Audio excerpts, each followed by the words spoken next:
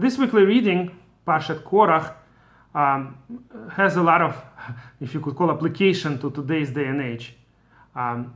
According to our sages, Korach, a lot of the things that he said, we don't really know fully everything that Korach said just based on the verses in the Torah. The Torah is very short as usual, but the Midrashim bring all kinds of arguments that Korach made, and it seems what you'd call today, Korach was a populist leader.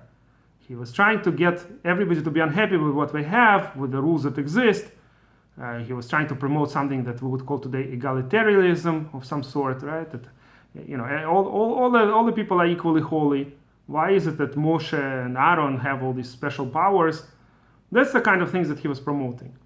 And it's interesting how in today's day and age, it's also so true. There are so many Korachs around that a lot of times, even if you have just a few people who are the entices, who are the ones going on rioting and demonstrations and making everybody unhappy with what they have, this group against that group, the racial things, the feminist things, the promoting rights of this or that group, and it all sounds very good at first. It sounds like, oh, okay, these people are just interested in, everybody having equal rights and stuff like that. But in the end of the day, they actually end up with making it worse for everybody.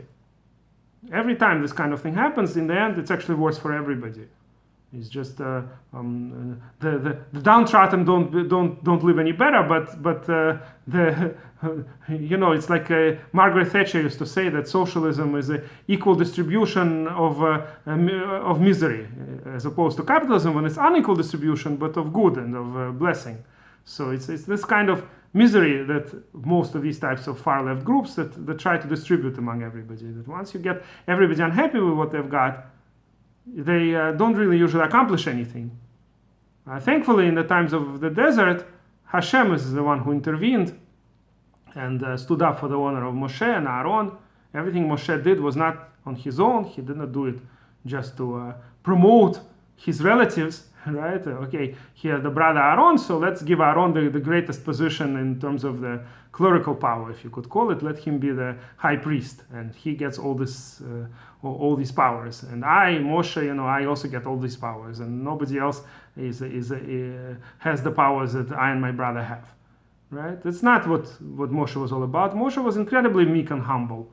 We already learned it a couple of parshiot ago in the end of Parshat Bihalotcha, right? We know that Moshe was not interested. He didn't consider himself anything at all. Our sages say that as opposed to Avram, who at least called himself ashes, dust, Moshe didn't even consider himself he didn't consider himself even worthy of dust. He used to say that Nachnu ma, we're what? We're nothing. We're complete nothing. He was for Moshe, everything he did was just to channel the will of Hashem. He himself didn't consider himself worth of anything. By the way, speaking of dust, it's an interesting idea that is brought in the name of Rabbi Chaim Volozhin or Vilna Gaon, that the gold is sometimes called dust of golden dust. There's a verse like that in Tanakh, Afrot Zahav. So why is it called that way? But the truth is that gold, of course, has value only because people were maskim, were agreed that gold would have value. Gold itself doesn't have anything. There could be in theory a society where gold is worth nothing and it's thrown in the garbage or used only for certain things for which it might be used, but it doesn't really have any special value. But something else might have a huge value in that society. It was just a decision. It was an agreement that people will use gold of ancient times. We know from biblical times and before, people used gold, silver, and certain other metals that are rare enough and that don't go bad quickly. So they were used for exchange and they were considered very valuable. But it didn't have to be that way. In theory, a society could have developed and people would have decided that something else is worth a lot and gold is worth nothing, or very little, would be worth like any other metal. But there was a haskama, there was a decision, there was an agreement between people that gold will be valuable. So that's the idea, that the person who realizes that just because, let's say, he knows a lot of Torah or he did certain righteous deeds, it's all really just a lot of times that Hashem helped him or people see it and respect him, but he himself considers himself a nothing. It's just a haskama. This is how people view me or view you or view somebody else. So if a person who really reached a high level sees himself as just being nothing that people happen to appreciate, then that's the real anava, that's the real meekness and humbleness.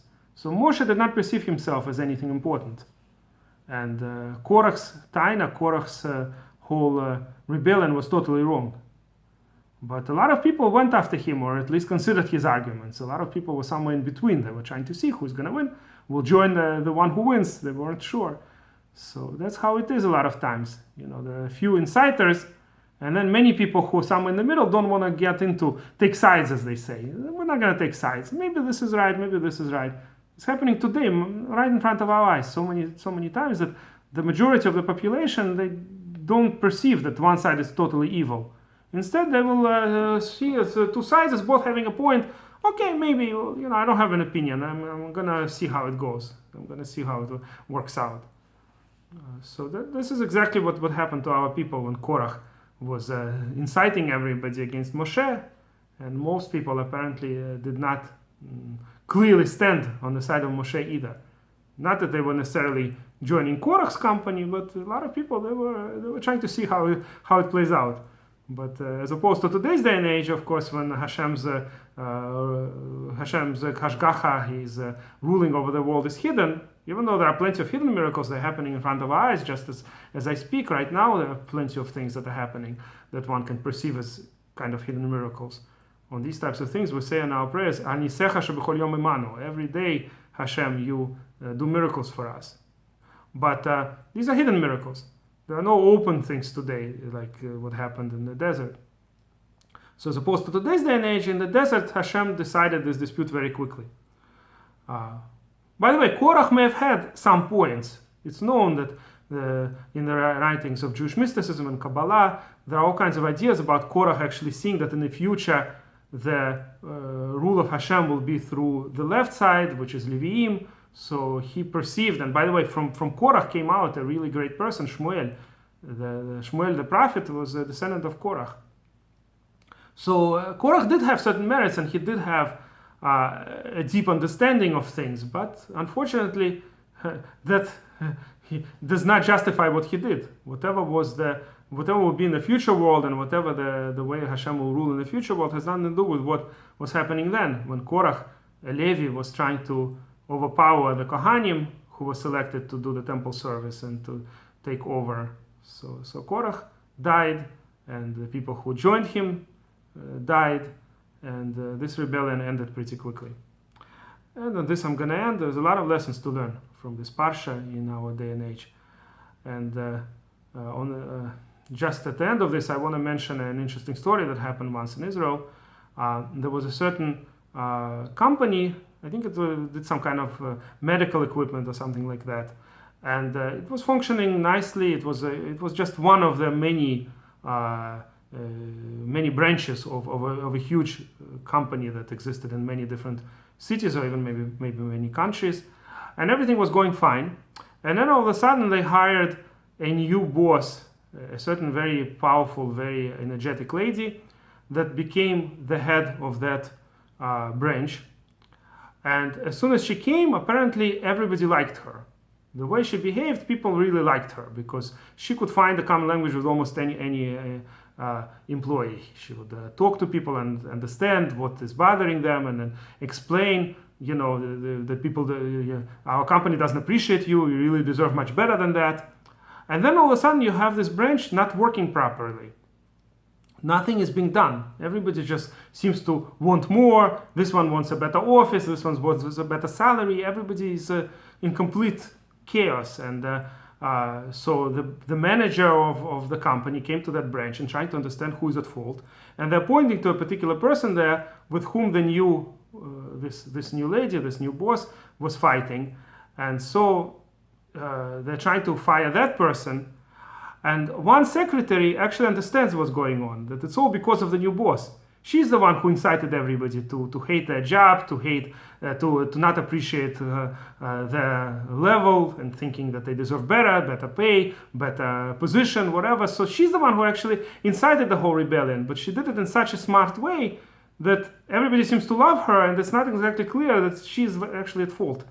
And the secretary tells the the head of the company that this is what's going on, and he fires this woman immediately and asks who else wants to be fired. Right? You're not happy with your position? Okay, I could fire you immediately. This is the way to go.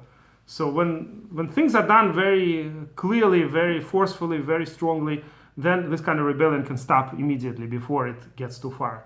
But if you try to make compromises and you say, yeah, okay, we'll raise your salary, we'll give you, that will never end. If there are people who are interested in creating this type of a toxic environment, when just getting everybody to be unhappy and to rebel and to riot and to demonstrate and blah, blah, blah, you'll never get anywhere with this. What needs to be done is immediate, very strong action. And in this case, in the case of course, Korach, it was that the organizers of the rebellion simply were killed immediately by Hashem, by special miracle. That's the way to stop this type of stuff. And if you like this video, please press like and please subscribe to our channel.